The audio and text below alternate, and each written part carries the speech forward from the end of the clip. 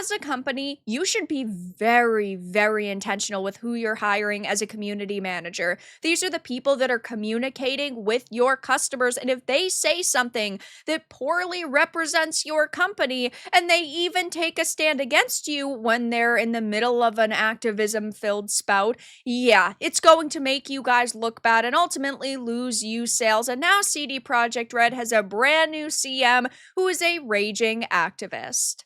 I have a few different things to show off, but before I get into the topic, if you enjoy the content I create, check out the links in the description, join the community in my live streams, and consider supporting through Patreon or YouTube memberships. Now, CD Projekt Red has had some pretty big problems for a pretty long time. They are hiring sweet babying defenders, activists, and just people who generally do not make their company look good. And I love a lot of CD Projekt Red games, do not get me wrong. I think Cyberpunk, after the year's worth of updates and Phantom Liberty, it turned out to be absolutely fantastic. I love The Witcher. I want them to do great, but they are hiring very questionable people. And now we're finding out that this new CD Projekt Red community manager is a raging activist. And listen, as a human being, you are allowed to have your own opinion. Even if I completely disagree with you, I'm not going to say,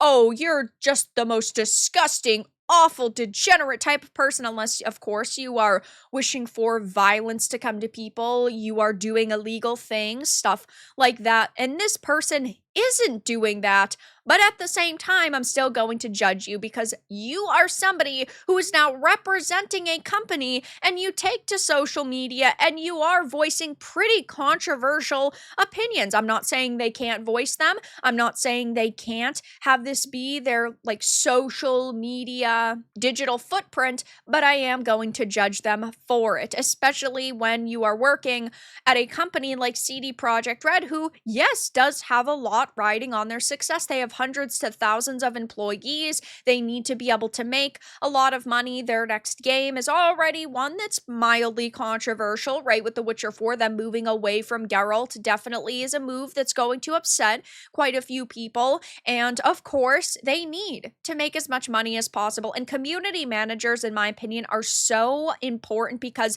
these are the people that are not only making statements for companies to customers, but they are also supposed to be taking feedback from customers and sending that to the developers and the development teams. And if they think we are just racist, sexist, bigot, toxic chuds, they're going to ignore everything we say, and then our feedback is not going to get back to companies. So definitely not a good look. And this brand new person, Nara Lee, is the senior community manager, and they had just recently made this post saying, sharing an exciting update this week, I officially started my gig at CD Projekt Red as senior CM. It's been the best kind of whirlwind. I'm awed by the talent here, humbled to join this kick-ass community team, and excited to jump into it with all of you chooms. And listen, we have seen so many bad community managers in the industry over the past couple of years that even if they had a squeaky clean record,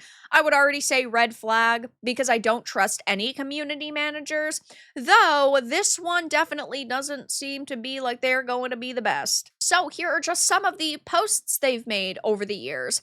Women not taken seriously by authorities, met with disbelief, needing to be persistent to be heard, being a global language no matter the severe situation, the rage, it is indescribable. Thus, onus always being on women to have to jump through hurdles for a shred of help, empathy, and justice. And it's a screenshot of the Alyssa Mercante post and the Rolling Stones article about how harassment, stalkers, death threats, a day in the life of women on Twitch. So she is buddy-buddy with Alyssa Mercante, or somebody who believes Alyssa has been wronged and that female Twitch streamers have been wronged. And I'm not saying that there's been no harassment that's happened on on something like Twitch, but at the same time, like, we're clearly talking about interacting with Alyssa, and maybe they aren't actually like best friends. Maybe it doesn't go that far, though definitely someone who agrees with her general sentiments. Queers, sex positive members of the community, and anyone pushed to the fringes of mainstream media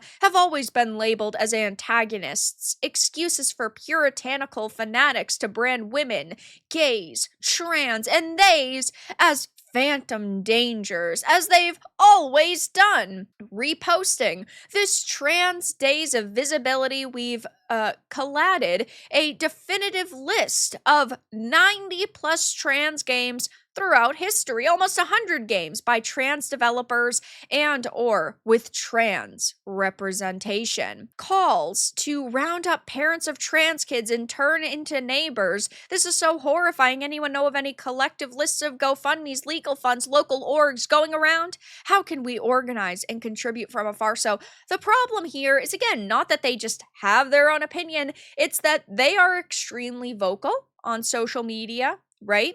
And that means that if I take to their social media account and I leave a comment and they know I'm talking about them, I'm going to be labeled a bigot, a degenerate, a disgusting, racist, sexist.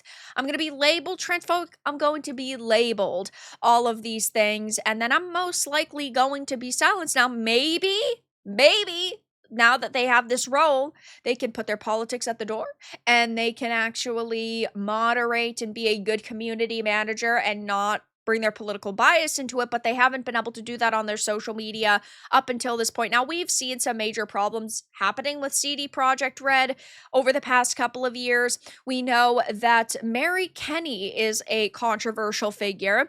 This is of course, ex-Sweet Baby Ink defender who had said every lever must be pulled to push LGBTQ plus agenda, announces she's joining Projekt Red. And she also had declared every lever must be pulled when working on the Cyberpunk 2077 sequel. So we are talking about somebody who does directly affect the way a game is shaped. This is the type of person that is being hired over at Projekt Red. So I'm definitely sad to say we're probably going to see some pretty big problems going forward. Now, the initial unveiling of The Witcher 4 visually did look pretty good, but it was a tech demo. It wasn't like full-on gameplay, exactly what the game is going to be. We saw it happen with Cyberpunk 2077 in the tech demos versus the final product, though. A lot of people are definitely very, very worried about this, about Projekt Red posting their diversity charter awards for their menstrual leave benefits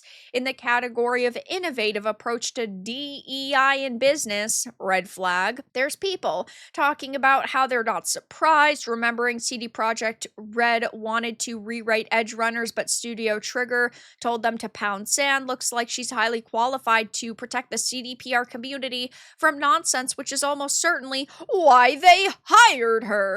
Red flag detected, she/her. I just needed to see that gay watermelon emoji to know what we should expect if CDPR wants to burn down their own company. Who are we to stop them? Anytime I see pronouns in a profile, I assume they are mentally ill, and that ends up being true. Now, some companies do require pronouns, but they typically don't require them on your social media profiles, just in like applications. Community managers are the public school teachers of the game dev world.